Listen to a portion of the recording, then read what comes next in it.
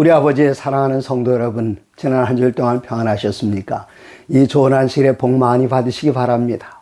이제 2년 동안 교회를 못 가신 분들도 많이 계실 텐데 이제는 마음 놓고 교회를 가셔야 됩니다. 얼마나 행복하십니까?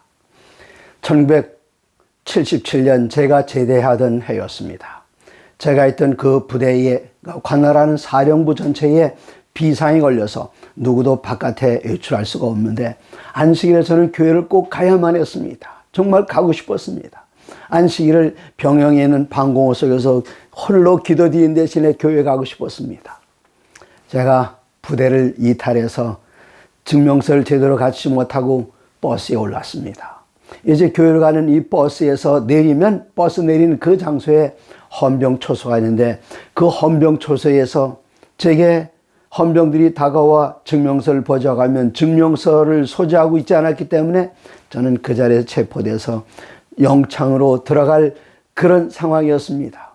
버스 안에서 기도를 드리는데 아무리 기도를 드려도 제 마음 가운데 불안함을 떨쳐버릴 수가 없었습니다.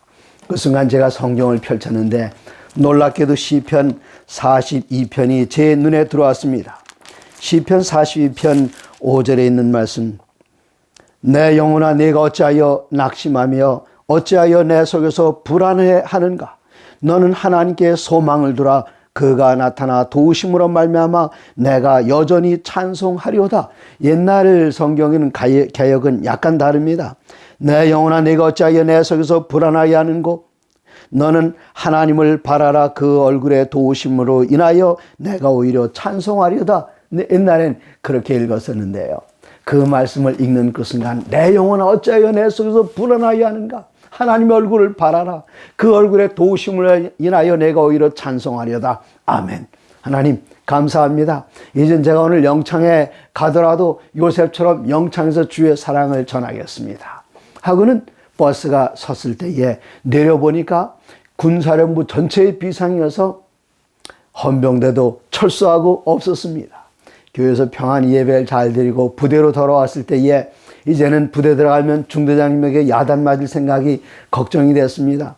부대에 들어오는데 유병조장이 저희 동기였어요. 야 중대장. 그랬더니 중대장이 제 동기가 하는 말이 중대장 12시 땡 치자마자 비상 해제되고 약혼녀 만나러 서울로 올라갔다는 겁니다. 하나님께 저를 그렇게 도우셨는데 조금 전에 읽었던 42장 5절 바로 앞에 절 4절은 이렇습니다. 내가 전에 성의를 지키는 무리와 동행하여 기쁨과 감사의 소리를 내며 그들을 하나님의 집으로 인도하였더니 이제 그 일을 기억하고 내 마음이 상하는도다. 내가 전에 성일 곧 안식일을 지키는 무리와 동행하여 이제 주위에 있는 사람들을 교회로 인도하고 성전으로 인도하면서 함께 예배드렸겠죠. 그 즐거움을 기억하고 지금 내 마음이 상하는도다 그랬습니다. 바로 이 심정이 지난 2년 동안 여러분의 심정이 아니었습니까? 이젠 마음 놓고 교회 현장 예배에 참석하셔서 하나님을 마음껏 목청 나와 찬양하고 여러분의 가슴속에 맺혔던 것을 기도로 탄원하고 주의 종을 통해서 말씀하시는 하나님의 말씀에 귀를 기울이면서 이 안식일 하늘의 진정한 평화와 기쁨을 맛보시기를 바랍니다. 이 시간에도 전쟁이 계속되는 우크라이나에 있는 우리 성도들을 위한 기도도 잊지 마시고요. 이번 한 기 동안 우리들은 창세기를 공부하는데 오늘은 그 5번째 시간 모든 민족과 바벨이라는 제목으로 창세기 9장부터 11장까지는 말씀을 간단하게 공부하시겠습니다. 창세기 9장 18절입니다. 방주에서 나온 노아의 아들들은 셈과 함과 야벳이며 함은 가나안의 아버지라. 19절 노아의 이 세 아들로부터 사람들이 온 땅에 퍼지니라. 우린 누구의 자손입니까? 물론 아담의 자손이라고 말하겠지만 우리 모두는 노아의 자손입니다. 근데 이 가운데 셈, 함, 야벳 이 중에 첫 번째 아들이 누구일까요?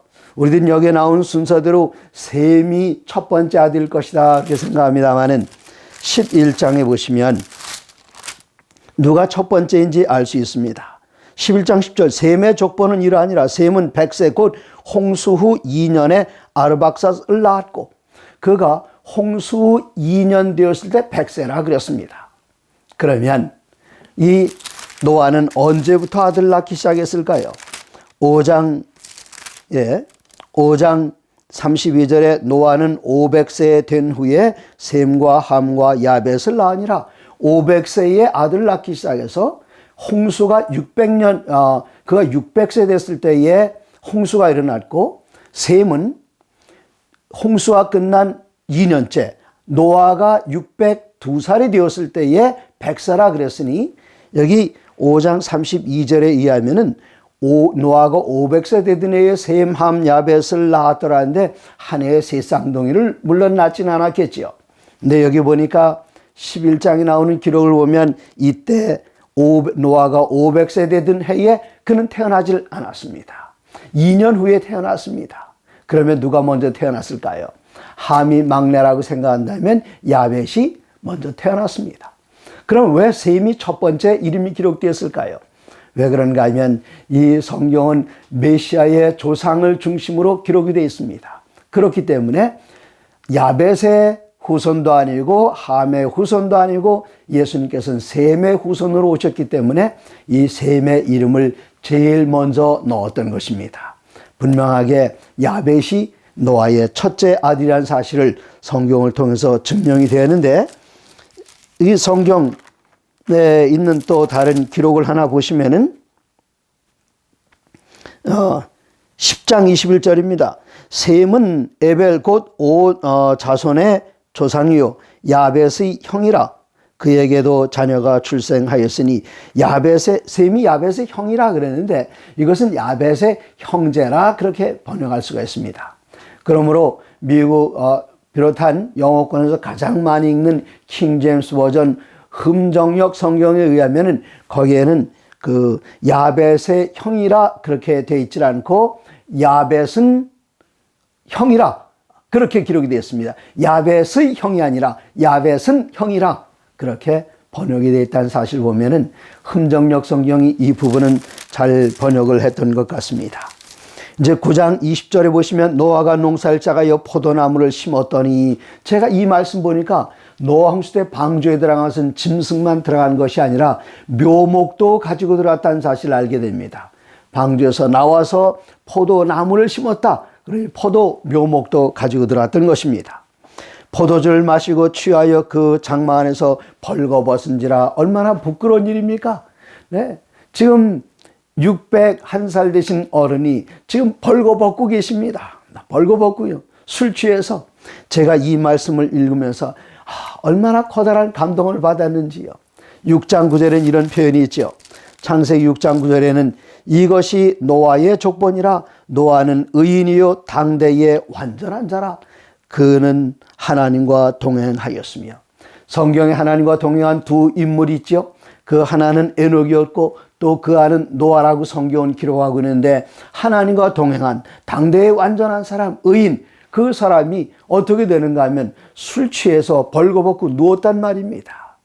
제가 여기서 커다란 은혜를 받는 것은, 하나님께서 노아를 의인이라고 하신 것은 노아가 하나님을 믿었기 때문에 의인이지, 노아가 무슨 실수를 하고 뭐 실수를 안 하고 그것 때문에 의인이 된 것이 아니라, 우리의 행위를 보고 의인이라고 선언하신 것이 아니라 그의 믿음을 보고 선언하셨던 것입니다.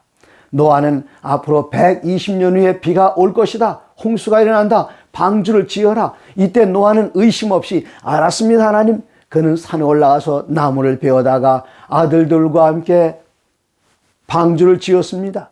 방주를 지는데 그 가지고는 모든 것을 다 방주를 위해서 바치고 남은 것 하나도 없이 다 방주를 위해서 드러났기 때문에 롯의 처는 위험한 순간에 뒤를 돌아보았지만, 노아는 오직 그의 시선은 방주에 꽂혔고 방주에 들어가기 위해서 모든 것을 먼저, 그가 구원받기 전에 그 구원의 도구인 방주에 모든 것을 먼저 갖다 놨다는 사실을 기억하면서, 노아는 정말 의인이로구나. 그러나 그가 나왔을 때 포도나무를 심고 거기서 나온 포도를 따서 즙을 짜서 포도즙만 마시면 좋았는데, 이 히브리어 포도즙에는 포도즙이란 단어와 포도주란 단어가 똑같은 단어입니다. 포도즙을 그냥 놔두면 발효돼서 포도주가 되니까 같은 단어입니다. 우리는 포도주스와 포도주 술을 구별하고 있습니다만은 히브리어 원어는 그렇지 않습니다. 그가 벌거벗고 누웠을 때에 22절, 가나안의 아버지 함이 그의 아버지의 하체를 보고 밖으로 나가 그의 두 형제에게 알림해 셈과 야벳이 옷을 가져다가 자기들의 어깨에 메고 뒷걸음질 쳐 들어가서 그들의 아버지의 하체를 덮었으며 그들이 얼굴을 돌이키고 그들의 아버지의 하체를 보지 아니하였더라. 여기 옷을 가져가서 가렸다 그랬는데 여기 보면은 히브리에 보면 그 옷입니다. 그 옷은 이 노아가 벗어놓은 옷이었던 것 같습니다. 그런데 여기에서 한 가지 놀라운 사실을 발견합니다. 이 노아가 깼습니다. 깨서 24절 노아가 술이 깨어 그의 작은 아들이 자기에게 행한 일을 알고 그냥 아버지 이 벌거벗은 것을 보고 지나가다가 어이구 벌거벗었구나 하고 아들이 그냥 지나갔으면 아버지가 깨었을 때에 자기 아들이 자기 한 것이 무슨 일을 했는지 그건 모릅니다. 그런데 작은 아들이 행한 일이 흔적이 남았습니다. 저희 두 아들이 있는데 아이들이 어렸을 때 목욕탕에 하면 항상 제 아내와 같이 갔습니다. 근데 이 아이들이 목욕탕에 계속 들어갈 때에 그 주위에 있는 이젠 숙녀들이 좀 부끄러워하는 것을 알고는 이젠 아이가 좀 자랐으니까 자란 아이를 데려왔다고 눈치를 줘서 제 아내가 여보 이제부터는 당신이 목욕탕을 데려가라고 제가 아이들을 데리고 목욕탕에 갔습니다. 이제 돈을 지불하고 목욕탕에 입수하러 들어가는데 목욕탕 절 불러요. 잠깐만 거기 저 선생님 잠깐만요. 저 부르셨습니까? 예. 벗고 들어가시 벗지 않았습니까? 아니요 그것도 벗어야 된다고요. 마지막으로 옷 한 장이 남았는데 그것마저 벗으라는 겁니다. 이건 좀 못 벗습니다. 왜 못 벗나요? 제가 이것을 벗으면 제 벌거벗은 모습을 아들이 보면 우리 아들이 저주를 받습니다. 그런 게 세상에 어디 있습니까? 성경에 있습니다. 그랬더니 그걸 마저 벗지 않으면 목욕탕에 들어갈 수가 없다 그래서 얘들아 가자 하고 아들 손잡고 다시 나오면서 돈을 돌려받았습니다. 나중에 알고 보니까 그냥 아버지의 벌거벗은 모습을 본다 그런 뜻이 아니란 사실을 여기에 그의 함이 아버지의 하체를 보고 밖으로 나가 근데 이 본다는 단어가 히브리어로 라라는 단어인데 그 단어를 전도서 9장 9절에도 사용을 했습니다. 전도서에는 뭐라고 써놓았을까요? 전도서 9장 9절에는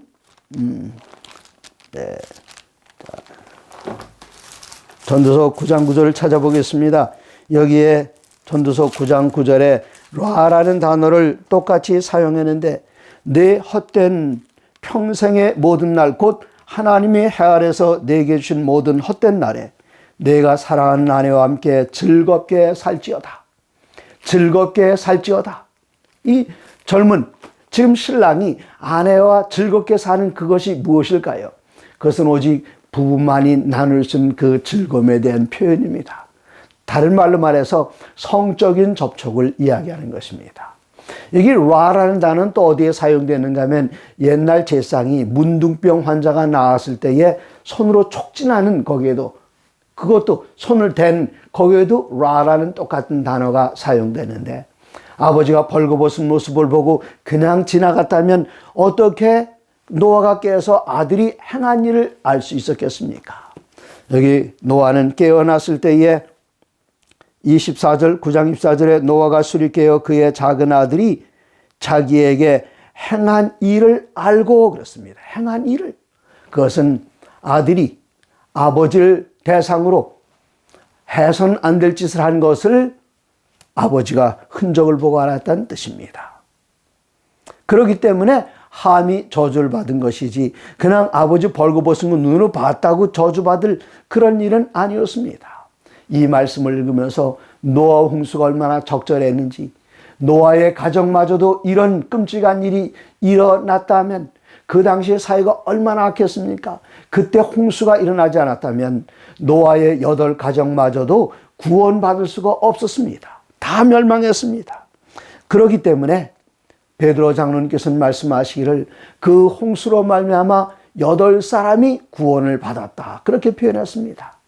많은 사람이 다 죽은 거기다 초점을 맞추는 대신에 베드로 장로님이 표현하기를 8명이 구원받았다. 하나님의 심판은 거룩한 사람들을 의로운 사람들을 하나님을 붙드는 그 사람들을 구원하는 것이 심판의 목적이라는 사실이 여기서 다시 분명해졌습니다. 이제 이 이야기는 그만큼 하고요. 10장에 보시면은 노아의 아들 셈과 함과 야벳의 족보는 이러하니라. 이 성경은 족보의 책입니다. 이 앞에 5장에도 아담의 족보가 나오고 10장에도 족보가 나오고 11장 10절부터 셈의 족보가 나오고 그리고 역대기는 그냥 완전히 족보의 1장부터 9장까지 역대상 1장부터 9장까지는 그냥 뭐 누가 낳고 그런 것도 없고 그냥 아담으로부터 아담 셋 이렇게 쭉쭉 이름만 쭉 나가면서 이 족보가 나옵니다. 그리고 신약 성경의 첫 번째 장을 펼치면 아브라함과 다윗의 자손 예수 그리스도의 족보라 세계라 그렇게 나옵니다. 그러면서 아브라함이 이삭을 낳고 이삭이 야곱을 낳고 야곱이 누구를 낳고 쭉 나오지 않습니까? 이렇게 나오는 건 성경은 왜 족보를 이렇게 기록을 했을까요? 그 중요한 이유는 메시아의 족보를 분명하게 보여주기 위해서입니다. 메시아. 그냥 어디서 탁 떨어지는 것이 아니라 그냥 아무 데서나 태어나는 것이 아니라 바로 이 선을 통해서 나온다는 사실을 분명하게 보여주기 위해서 유대 땅 베들레헴에 수많은 예수라는 이름의 아이가 그때 태어났을 것입니다. 그러나 그 아이는 반드시 누구의 자손이어야 되는가 하면 여기 기록된 이 족보를 통해서 이 세상에 오는 바로 그 아이, 그것을 분명하게 보여주기 위해서 성경은 족보를 세밀하게 기록을 해놨습니다. 그리고 여기 노아의 아들 셈과 함과 야벳의 족보는 이러하니라 그랬는데 이 노아의 아버지가 라멕입니다. 라멕은 누구를 보았는가 하면은 라멕이 56살 될 때까지 첫 번째 인간, 그분이 누구시죠? 아담이 살아계셨습니다. 아담이 930세 되는 그때가 노아의 아버지 라멕이 56세 되던 그때였습니다. 그러므로 56세 성인이 될 때까지 인류의 첫 시조 되시는 아담을 보면서 아담으로부터 그 얘기를 들었을 겁니다. 그때 아담의 자손이 너무나도 많이 있었기 때문에 직접 라멕하고 이야기했는지는 모르지만 여하튼 이 라멕은 노아의 아버지 라멕은 아담을 봤어요. 56년 동안 봤습니다. 그리고 그 후에 노아는 아버지 라멕을 통해서 에덴 동산 이야기도 들었을 테고 죄 짓는 이야기도 들었을 테고 쫓겨난 얘기도 들었을 테고 그리고 옛날 자기 할아버지 가운데 한 분이었던 직조가 아니라 방조였던 가인이 아벨을 죽인 이야기도 다 들었고 이렇게 이것은 허구적인 이야기 아니라는 사실을 족보를 통해서 그 역사성을 우리들은 분명하게 진실성을 분명하게 깨닫게 됩니다. 이 창세기에 나오는 족보를 살펴보면 아담의 족보 가운데 가인의 족보가 있고 셋의 족보가 있는데 가인의 족보는 이름만 나옵니다. 그러나 셋의 족보는 몇 살까지 살았다 그런 표현이 나오는데 셈, 함, 야벳 삼형제의 족보들 가운데 10절부터 11장 10절부터 나오는 족보를 쭉 보시면은 이 셈의 족보를 보면은 나이가 다 나옵니다. 나이는 그들이 얼마를 살았다, 하나님 안에서 얼마의 세월을 보냈다, 그것을 나타내는 것인데 하나님을 믿는 사람들의 그 시간은 성경 속에 다 계산되어 있지만 하나님을 떠난 인간의 자손으로 묘사된 가인의 후예들은 나이가 표시되어 있지 않습니다. 함의 자손들도 나이가 없습니다. 야벳의 자손들도 없습니다. 오직 메시아의 조상되는 셈의 족보에 나오는 사람들은 다 나이가 몇 살 되었다 그랬습니다. 우리가 인생이 70입니다. 강건하면 80, 요즘 좀 더 오래 삽니다. 의학의 발달로 인해서 좀 더 오래 삽니다만은 우리가 살면서 몇 년을 살았는가 그거 다 계산되지 않습니다. 어느 나이만 계산되는가 하면 여러분께서 믿음으로 하나님 안에 사신 그 나이만 계산되고 그리고 믿음을 갖지 않고 그리스도 예수를 개인의 구주로 영접하지 않은 사람들은 앞으로 영원한 시간 지나가지만 그들에게 영원이란 시간은 없습니다. 그러나 그리스도 예수를 개인의 구주로 영접하고 예수님 안에서 생명을 얻은 그 날부터 우리들의 날수는 계산되고 우리들은 앞으로 영원히 사는 그 모든 날수가 하나님 앞에서 시간들이 계산된다는 사실을 이 족보를 통해서 볼 수가 있습니다. 11장입니다. 온 땅의 언어가 하나요 말이 하나였더라. 이에 그들이 동방으로 옮기다가 시날 평지를 만나 거기서 걸어가며, 자, 이제 이 배는 아라랏산에 머물렀습니다. 그들이 내려왔고 이제 방주에서 나온 8가정이 점점 불어나다가 인구가 불어나면서 그 산에서 살 수는 없죠. 네. 그래서 이들이 이제 동쪽으로 지나가는데, 제가 아르메니아에 갔을 때에 여기 아라랏산을 봤습니다. 그 아라랏산 밑에 아르메니아가 있는데, 그 아르메니아 수도에 가보니까 아주 커다란 그 천주교에서 운영하는 그 포도주 공장이 있어요. 네. 그래서 그 지역에서 옛날 노아가 포도나무 심은 그게 여기까지 이렇게 내려오지 않았나 그런 생각을 했습니다. 이제 이들은 아라랏산에서 내려와서 그 아르메니아 지역, 터키 지역에 살다가 이들은 이제 동쪽으로 가다가 널따란 평지를 만났습니다. 그 평지에서 그들은 이야기합니다.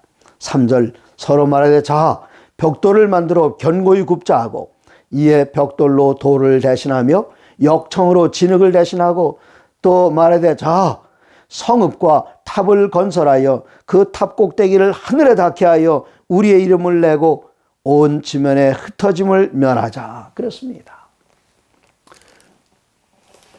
제가 성경학교 다닐 때에 선생님들이 노아 홍수 얘기를 기가 막히게 해주고, 그 다음에 바벨탑 짓는 얘기를 해주는데, 바벨탑을 왜 지었는가? 하나님께 또다시 온 세상을 홍수로 멸망시키실 그때에 탑을 높이 쌓아서 숨을 쉬고 살아나려면 탑이 있어야 되기 때문에 탑을 쌓는다. 전 그런가 보다 했어요. 그런데 나중에 자라나서 이 말씀을 가만히 읽어보니까 그런 말씀은 하나도 없습니다. 그런 의도가 있겠죠. 하나님은 무지개를 봐라, 다시는 홍수로 세상 멸망시키지 않는다. 그럴지라도 불신했던 사람들이 이젠 스스로 성읍을 만들고 스스로 탑을 쌓아서 하나님께서 말씀하신 그 말씀에 도전을 하고 있습니다. 여기 탑을 쌓은 이유를 이렇게 설명합니다. 4절입니다. 그 탑 꼭대기를 하늘에 닿게 하여. 하늘. 어떻게 하늘까지 닿을 수 있습니까? 하나님께 대한 도전입니다. 그 다음에 우리 이름을 내고 온 지면에 흩어짐을 면하자. 우리 이름을 내자. 우리 이름 내는 게 뭐죠? 이름 나는 거 사람들 좋아하죠. 이걸 뭐라고 말합니까? 2글자로다가 유명하다 그렇게 말하죠. famous라고 말하지 않습니까? 이 사람들은 유명해지는 거 너무나도 좋아합니다. 그래서 제가 이 교회 이름들을 보니까 이 2개의 이름이 세상에 제일 많습니다. 특별히 우리나라에 많아요.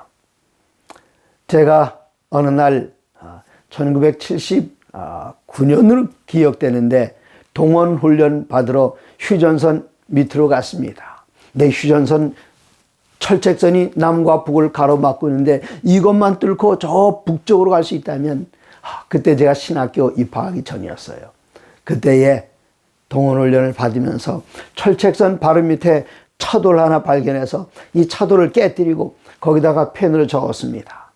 제7일 안식일 예수 재림교 평양 제1중앙교회 담임 목사 권정행. 여러분 좀 폼나게 들리십니까? 네. 그것을 둘을 합쳐가지고 휴전선 철책선 밑에다 묻어놨는데 지금도 거기 가면 있을지 모르겠어요. 그리고 훈련을 마치고 집에 돌아와서 신문을 봤는데 그때 어떤 신학교 학생이, 대학원생이 석사학위 논문을 썼는데 전국에 있는 교회 이름들을 가지고 논문을 썼습니다. 대한민국에서 가장 많은 교회 이름이 무슨 교회인가 보니까 첫 번째 많은 게 제1교회입니다. 우리가 소속해 있는 이 교단에 제1교회라는 이름은 거의 없죠. 다른 교회 모든 교단이 제1교회. 그런데 제가 소속해 있는 이 교단에서는 가장 많은 이름이 뭡니까? 중앙교회입니다. 서울중앙교회, 인천중앙교회, 부천중앙교회. 그 다음에 서울하면 동부 쪽에 있으면은 서울 동부중앙, 중앙 너무나 좋아해요. 제가 그 말씀을 읽는 순간 깜짝 놀랐습니다. 이사야서 14장 12절이 생각나는 것입니다. 이사야서 14장 12절에 좀 엉뚱한 표현이 있죠. 이런 표현이 있습니다. 너 아침의 아들 계명성이 어찌 그리 하늘에서 떨어졌으며 너 열국을 엎은 자여 어찌 그리 땅에 찍혔는고 내가 내 마음에 이르기를 내가 하늘에 올라 하나님의 뭇별 위에 내 자리를 높이리라. 내가 북극 지폐의 산 위에 앉으리라. 가장 높은 구름에 올라 지극히 높은 이와 같아지리라 하는도다. 여기 보면 내가 중심입니다. 제1교회, 제1이란 말은 무슨 뜻입니까? 다른 데가 아무리 잘해봤자 넌 제2야. 내가 제1이니까. 그래 내가 넘버1이고 넌 넘버2다. 그런 뜻입니다. 중앙교회란 무슨 뜻입니까? 내가 센터, 내가 중심에 있어. 내가 중심에. 너희는 아무리 잘해봐야 너희는 마진, 그 변두리에 있을 뿐이다. 내가 중심이다. 내가 제일이다. 이게 누구의 정신인가? 결단코 제가 그런 교회 이름이 너무나도 많기 때문에 누구의 정신이라고 말 안 합니다만은 분명한 것은 하나님의 정신은 아닙니다. 근데 여기에 이런 교회 이름들을 쓰는데 보면은 다 이름을 내자. 제일이다. 중앙이다. 다 그렇게 합니다. 사람들은 유명해지는 것 좋아하는데 내 이름이 유명해지는 것이 아니라 오직 자랑할 것은 예수 그리스도의 이름밖에 없습니다. 그래서 예수님의 이름이 유명해져야지 내가 유명해지는 것 아무런 소용없는 것입니다. 여기 방주에서 나온 사람들 가운데 바벨탑을 짓기 위해서 애썼던 그 건축가들, 그 영웅들, 그 사람들의 이름 하나라도 기억하시면 돼보십시오. 그들의 이름은 유명하지 않고 없어져 버리고 말았습니다.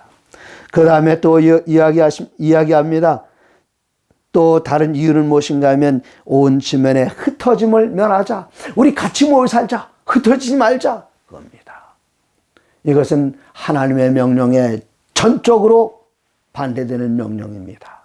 하나님께서는 창세기 1장 28절에 아담과 하와를 지으시고 그들에게 복을 줍니다. 그리고 명령하시기를 생육하고 번성하여 땅에 충만하라. 하나님께서는 에덴 동산과 그 주변에만 코끼리도 만드시고 사람도 만드시고 날아다니는 새도 만드셨지 온 세상을 새로 뒤덮여 놓지 않으시고 온 세상을 아프리카에 사자를 만드시거나 아니면은 호주의 캥거루를 만드시고 그렇게 하지 않으셨습니다. 다 한 곳에 있어서 생육하고 번성하여 땅에 충만하게 하는데 식물들은 하나님의 명령에 순종해서 땅에 충만하게 어디든 다 식물들이 자라고 있습니다. 동물들도 자라고 있습니다. 그런데 사람들은 어떻게 하고 있는가? 우리들은 여기 땅에 흩어짐을 면하고 여기 살자. 노아 홍수가 끝났을 때 하나님께서 노아에게 하셨던 명령도 지난주에 제가 3개의 성경절을 말씀드렸지요. 하나님께서는 어떻게 하셨는가? 8장 17절에 보시면은 너와 함께 한 모든 혈육 있는 생물 곧 새와 가축과 땅에 기는 모든 것을 다 이끌어내라. 이것들이 땅에서 생육하고 땅에서 번성하리라. 그 다음에 9장 1절입니다. 하나님이 노아와 그 아들들에게 복을 주시며 그들에게 이르시되 생육하고 번성하여 땅에 충만하라. 그 다음에 9장 7절입니다. 너희는 생육하고 번성하여 땅에 가득하여 그 중에서 번성하라 하셨더라. 하나님의 말씀은 한 곳에 모여 사는 것이 아니라 흩어지는 것입니다. 예수님께서도 말씀하십니다. 마태복음 28장 19절에 그러므로 우리들에게 성령께서 마실 때에 그러므로 너희는 가서 모든 족속으로 제자를 삼아 모든 족속으로 가라. 또 1장 8절에 사도행전 1장 8절 오직 성령이 그들에게 임하시면 너희가 권능을 받고 예루살렘과 온 유대와 사마리아와 땅끝까지 이르러내 증인이 되라. 요한계시록 14장 6절입니다. 또 보니 다른 천사가 공중에 날아가는데 땅에 거하는 자들 곧 여러 나라와 족속과 방언과 백성에게 전할 영원한 복음을 가졌더라. 우리는 나가야 할 사람들이지 한 곳에 모여있을 사람들이 아닙니다. 하나님의 뜻에 반대됩니다. 그러므로 여러분 회개하셔야 됩니다. 한국에는 커다란 교회, 어떤 교회는 장로가 70, 80명이나 되는데 어떤 시골에는 교회들은 장로가 없어가지고 1년 내내 성만찬 예식도 못하는 교회들이 대한민국에 허다하다는 사실 여러분 기억하시기 바랍니다. 그리고 전국에 목회자가 없는 교회가 200곳이 넘습니다. 이런 곳에 서울 주변에 삼육대학 주변에 있는 큰 교회 장로님들, 정말 제7난식일 예수련교회의 장로이면 제7난식일 예수련교회 우리 교회의 소원이 무엇입니까? 우리의 소원은 예수님의 재림인데 재림은 언제 이루어지는가 하면은 이 천국 복음이 모든 민족에게 증거되게 하여 온 세상에 전파되리니 그제야 끝이 오리라. 내가 이 큰 교회에 그곳에 장로가 되어서 있는 것, 예수님 재림 촉진과는 전혀 상관이 없습니다. 여러분 그 울타리를 깨뜨리고 가서 연약한 교회를 돕기 위하여 나가십시오. 그리고 커다란 교회에서는 수십 명의 장로님들 나이가 65세 이상이 되면은 이젠 그것도 못한다고 밑에서 올라온다고 그러지 마시고, 집사들의 숫자보다 장로 숫자가 훨씬 더 많지 않습니까? 그러지 마시고, 여러분이 정말 하나님께서 기름 부어 안수하신 장로라면 지금 그 울타리를 깨뜨리고 나가셔서 가난한 교회, 연약한 교회, 그런 교회 가서 봉사하시기 바랍니다. 그리고 교회가 들어가지 않은 이 무교 지역이 대한민국에 얼마나 많이 있습니까? 인구는 조밀한데 교회가 없습니다. 그런데 가서 한 가정만 이사해서 교회를 쌓으시면 얼마나 좋겠습니까? 이것이 하나님의 뜻입니다. 그런데 이 사람들이 한 곳에 모여서 흩어지지 않으려고 하니까 하나님께서는 내려오십니다. 내려오셔서 그들의 언어를 혼란하게 하십니다. 11장 7절에 자, 하나님께서 말씀하십니다. 자, 우리가 내려가서 거기서 그들의 언어를 혼잡하게 하여 그들이 서로 알아듣지 못하게 하자 하시고, 여호와께서 거기서 그들을 온 지면에 흩으셨으므로 이제 그들이 갑자기 어떤 사람 일본 말하고 어떤 사람 독일 말하고 이렇게 말해서 언어가 달라진 것이 아니라 저 사람이 하는 말 내가 못 알아듣는 겁니다. 우리가 때때로 직원회 할 때에 목사님께서 하신 말씀을 장로님께서 못 알아들으십니다.